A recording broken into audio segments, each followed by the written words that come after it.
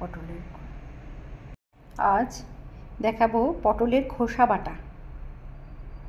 প্রথমে এই পটলের খোসাটাকে লবণ দিয়ে অল্প একটু সিদ্ধ করে নিচ্ছি। কড়াইয়ে তেল আর কালো জিরে আর শুকনো লঙ্কা দিয়ে দিয়েছি, আর অল্প একটু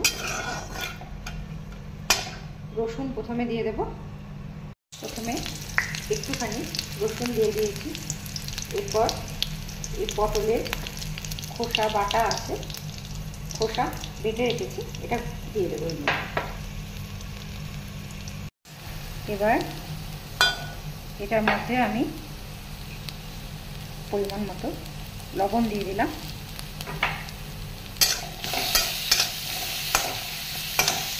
তারপর একটু পেঁয়াজ কুচি আর একটু রসুন থেতো করে রেখে দিয়েছিলাম, সেটা দিয়ে দিলাম।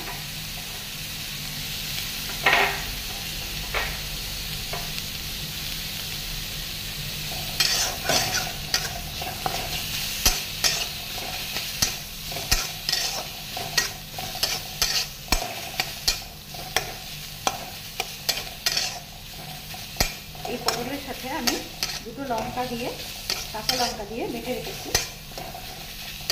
সেই জন্য আর শুকনো লঙ্কা গুঁড়ো বা শুকনো লঙ্কা কিছু বেশি দিলাম না।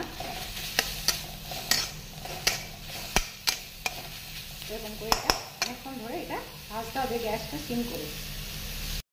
মাঝে মাঝে একটু করে তেল মিশিয়ে নিচ্ছি, 2 চামচ তেল দিলাম, আবার এটাকে কিছুক্ষণ ভাজবো।